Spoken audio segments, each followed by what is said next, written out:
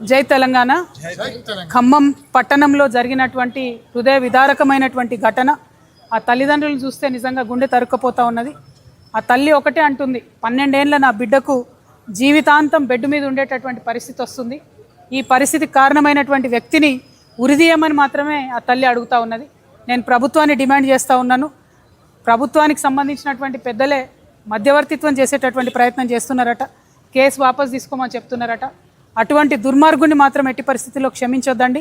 ఎటువంటి రాజకీయ జోక్యం లేకుండా కఠినాతి కఠినమైన శిక్షలు పడే విధంగా ప్రభుత్వం తరఫున ఉన్న లాయర్లు వాదించాలి. ఒక మహిళగా, ఒక ఆడబిడ్డగా అప్పటి వరకు మా కళ్ళ ముందు ఆడుకుంటున్నటువంటి చిన్న పాప బిల్డింగ్ మీదకి వెళ్ళి పడితే మొత్తానికి మళ్ళీ లైఫ్లో నడవలేదని డాక్టర్లు చెప్తుంటే ఎంత దారుణంగా ఆ తల్లిదండ్రుల పరిస్థితి ఉందో ప్రభుత్వం ఒక్కసారి మానవీయ కోణంలో ఆలోచన చేయాలి. ఖచ్చితంగా ఆ పాపకి బయటకు వచ్చిన తర్వాత కూడా సేఫ్టీ ఇవ్వాలి. ఎందుకంటే ఇటువంటి ఎన్ని కేసులు మనం చూసినాము. డెఫినెట్గా తర్వాత విడుదల వచ్చి కూడా మరి విక్టిమ్స్ మీద దాడి చేస్తున్నటువంటి సంఘటనలు చూస్తున్నాం. ఆ పాపకి, కుటుంబానికి భద్రత ఇవ్వాలి.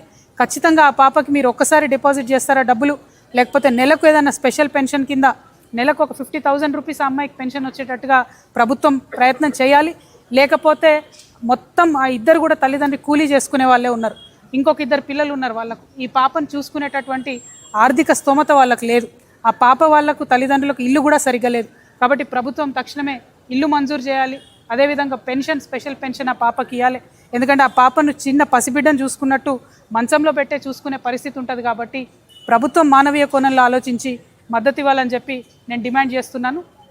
ముఖ్యమంత్రి గారిని ప్రత్యేకంగా విజ్ఞప్తి చేస్తున్నా. మీరే హోమ్ మినిస్టర్గా ఉన్నారు.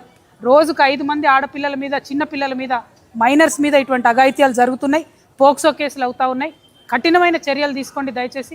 రాజకీయ జోక్యం లేకుండా ఈ పోక్సో కేసుల మీద ప్రత్యేకంగా ముఖ్యమంత్రి గారు రివ్యూ చేసి మహిళా లోకానికి అంతటి కూడా భరోసా ఇవ్వాలని చెప్పి డిమాండ్ చేస్తున్నాను. Thank you. జై తెలంగాణ.